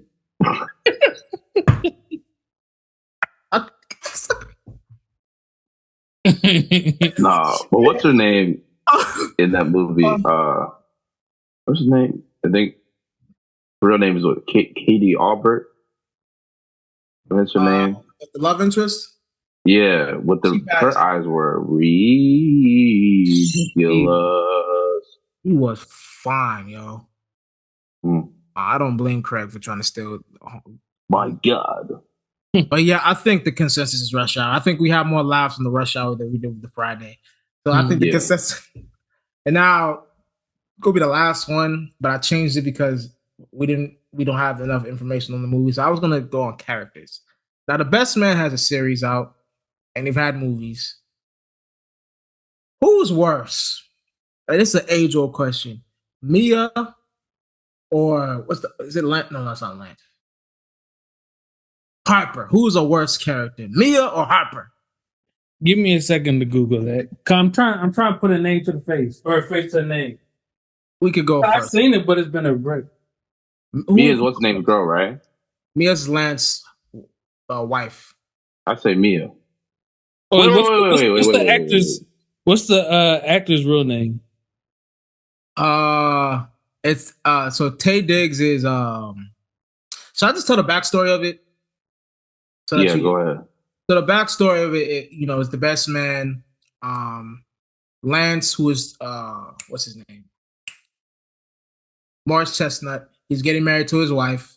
He makes Tay Diggs his best man. And there's who else is also part of The Best Man? Julian and then what's the other dude's name? Terrence Howard's character. Quentin, yeah, they're all, they're the best men. And homeboy, Lance Tay Diggs, writes a book that was supposed to be out. But his friend, who's another love interest, Nia Long's character, puts out the book a little early, and the friends get copies. Now, what's in the book is that back in college, and we're college friends, but you just picture it with people that that. Just picture the scenario in your head. But I'm not going to, What's it called? what's Tay? Harper and Mia. Harper and Mia got intimate in college, and he did it, and he wrote it he put it in the book. But they got intimate because Mia, and he didn't know this to the second movie. Mia made the move on him. He didn't make the move on Mia. He was just doing. I can't remember. Was he? He knew her first. We're talking about the first movie, right? Yeah. Okay. Lance. But was she dating Lance back then? I can't remember. She was dating Lance back then. Oh, then Lance. He knew. So I think she knew Harper first because they were in like a book club or something. They knew each other. Yeah. And Harper introduced Lance to her. Mm-hmm. And then Lance was, football player, he's cheating or whatever, and she's hurt. And then, she decided to, Mm-hmm. go on, So I was just saying, who's worse, Mia or Harper? Oh, Mia. And that's it. Wait, in the situation, Harper didn't know she was with Lance? He knew. He introduced them. He knew everything. He knew he was cheating. He knew everything. Yeah. I'm just trying to bring it back. I looked it up, and I definitely have seen that movie, but it's been a brick. But you know what? As a man, knowing that she went, was on him and initiated it, I would say Mia, but Harper a bitch ass nigga. Yeah, because he accepted those advances. You're a bitch ass nigga. But you are not supposed to do that. No. But he didn't start it though. He didn't start it. But here's the thing with me, right? I hate to put hypothetical. Let it be said that they're both trash. Right, let's just put it hypothetical, right? And it's you and it's me. Mm-hmm. Let's just say I'm Lance in this situation and you're Harper. Mm-hmm. I'm mad at my girl for going at you like that, but I know I was cheating. Right? She chose you, which hurts. Mm-hmm. But you went along with it, nigga. You supposed to be my nigga. But here's my thing. She could initiate it and he could say no. I think overall she's more at fault, period. Because she's the one who brought up in the first place. Ain't none of this happened if she doesn't come on to him, period. Because he could say yes, he could say no, he's still bad. But she's the one who initiated it, even though she's in a relationship with you.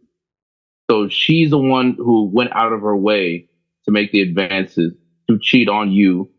Like, y'all might be boys, but she's the one who has that intimate connection intimate relationship with you, and that bond. Say, hey, like, it's you and me. There ain't nobody else in this relationship. It's you and me, ride or die. Yeah, it hurts. I think I'm with Peter on this. But it hurt. Let me tell you, from the girl's perspective, like as a man, it would destroy me that she chose you, right? Mm-hmm. It would destroy me, and I in the back of my head, I'll always kind of be mad with her just for cheating on me, because like a woman cheating on a man, that shit hurt. But to me, nigga, why did you go along with it? Should have said no. Start with his second head.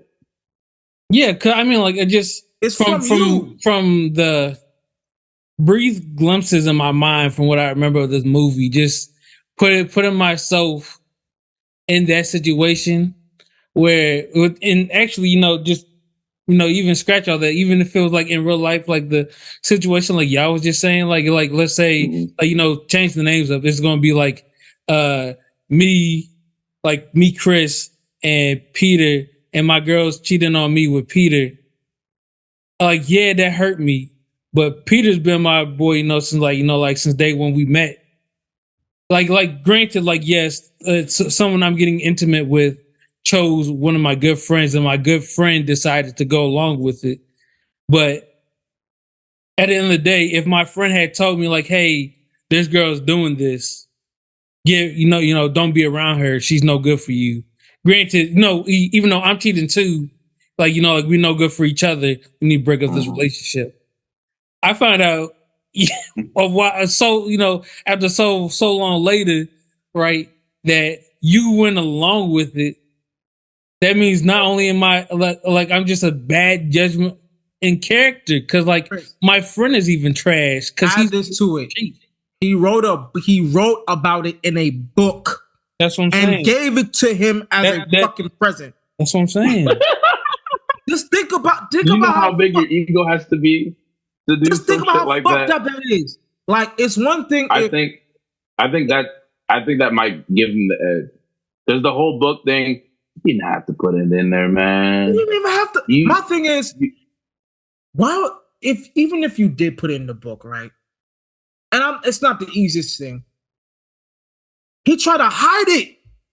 You put it in the book and you try to hide it the whole time in the movie. I was like, nigga, is you stupid?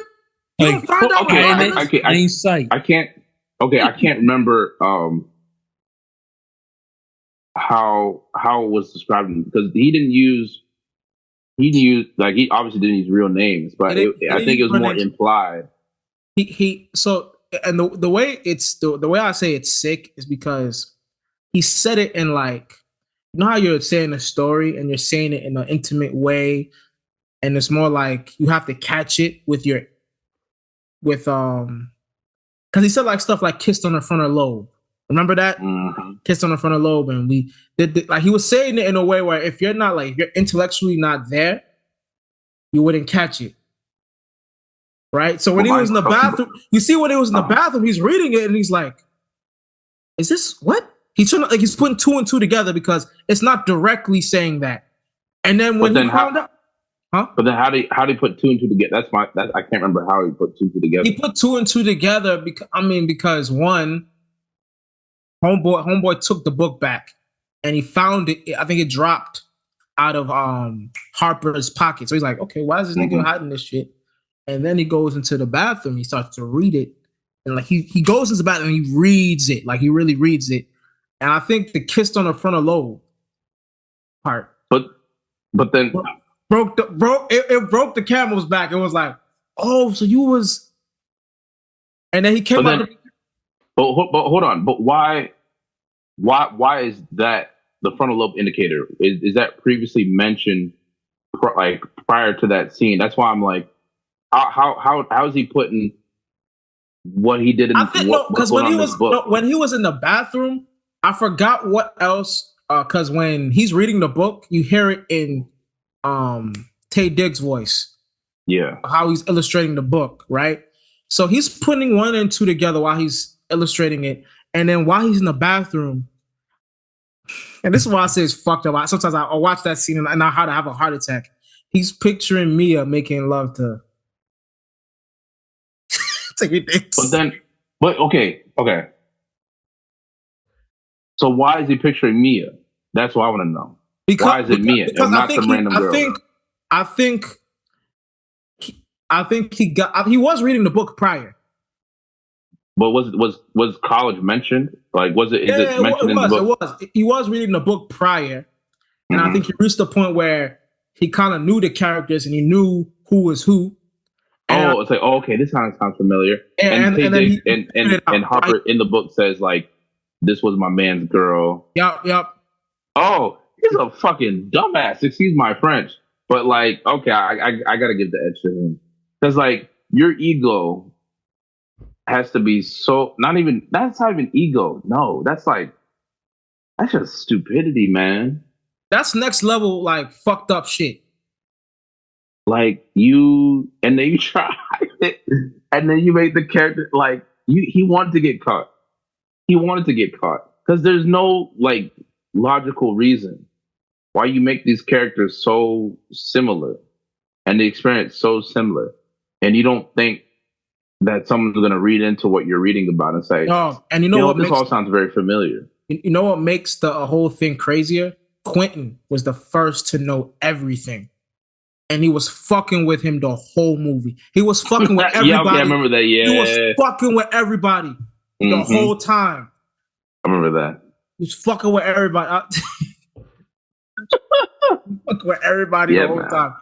But yeah, to me, I give it to Harper just because it's the ego. It's like, yo, I have to be mad at her just because, yo, why would you choose him of all people? So it's close, But as my man,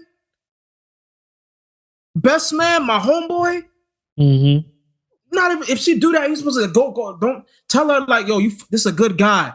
No, don't do it. He's fucking up, but nah, give him another chance. This is the worst case scenario. Say you could cheat, but not with me. That's your business. Don't bring me in your shit. You know what I mean? Like, but Yeah. that's Okay. I guess I can sort of see it. For me, I'm of the mindset of like, you know how you see those videos whether they're real or fake, and that like a girl catch their guy cheating or vice versa, and they get mad at the person they're cheating with and try and chase them out, and like they try and like, and they're so angry at this person, but I feel like their anger is misguided. Like I get that. If I catch my girl cheating, first of all, like I'm giving that nigga a countdown. Yeah. He's my friend. He's getting a countdown before I have to get, he's out. Now I can direct my anger towards her.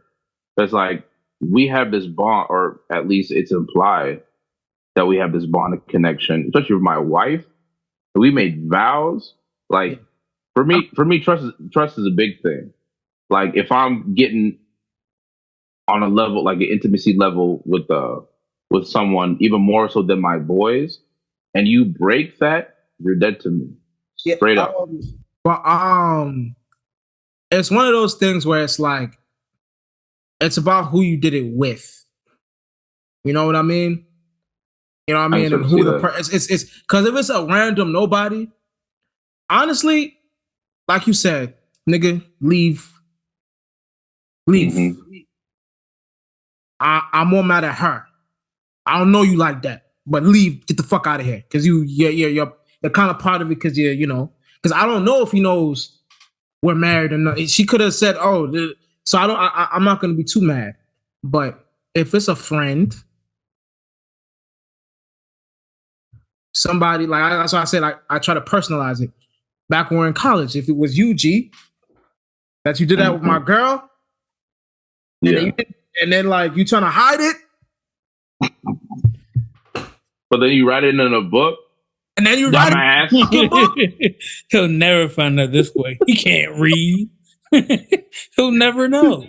So that's where it comes down to. So, and honestly, after watching the TV series, I think I hate his character the most. Yeah. He's too selfish. He's too selfish. But Lance is my nigga.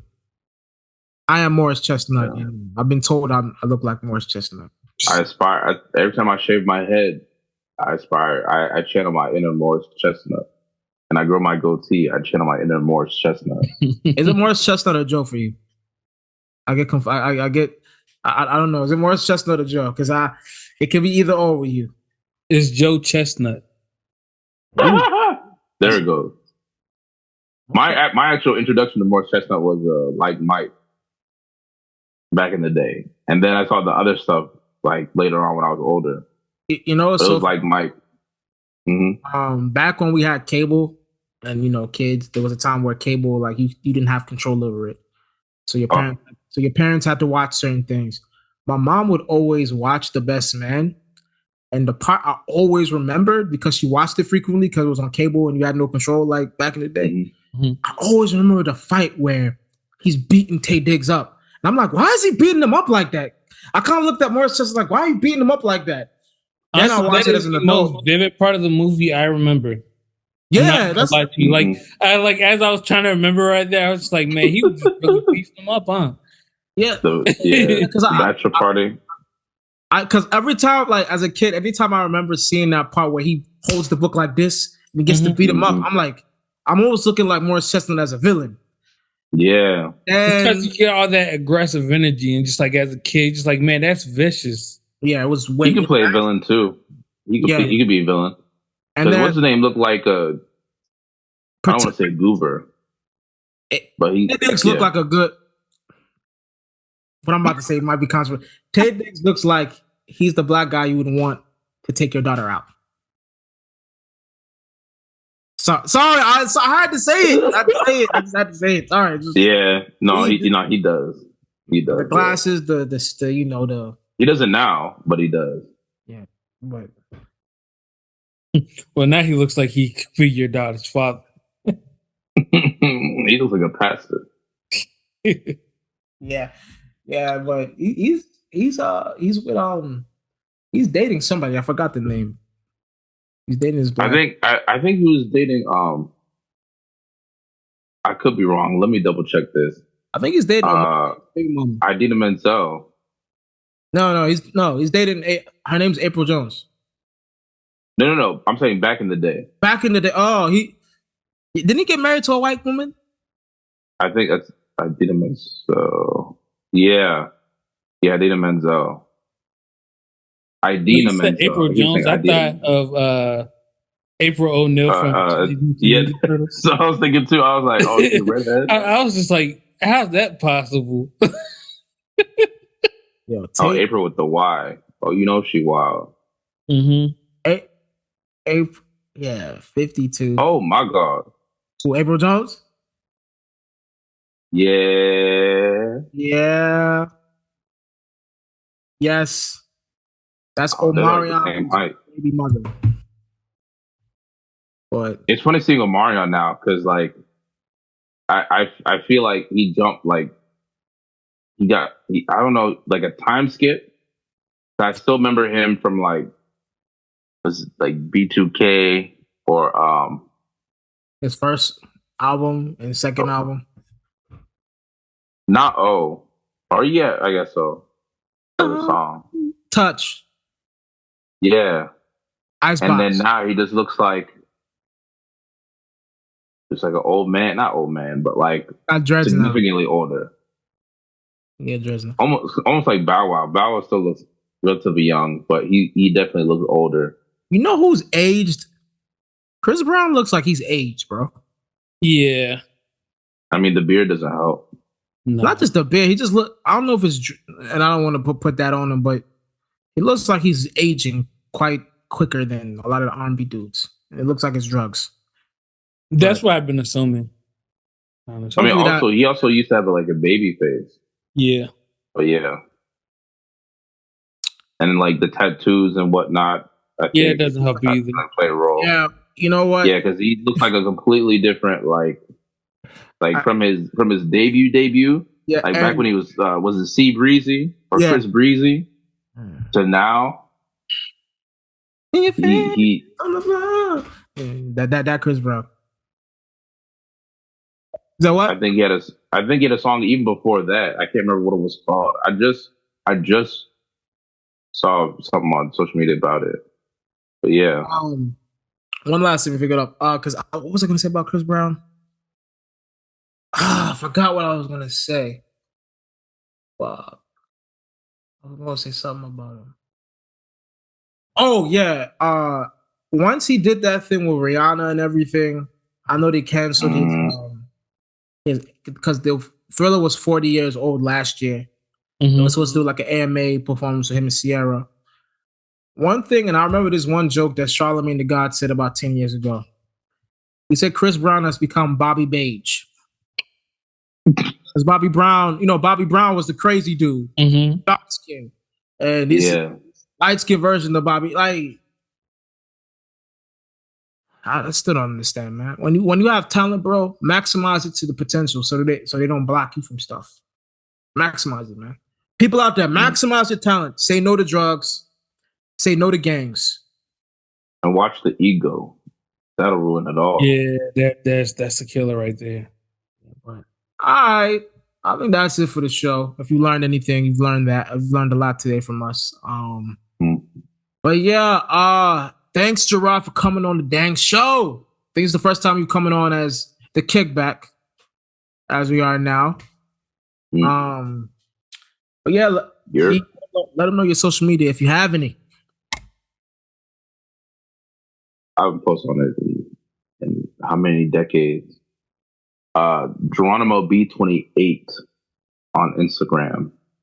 But yeah, I don't post on there much. It's been a while.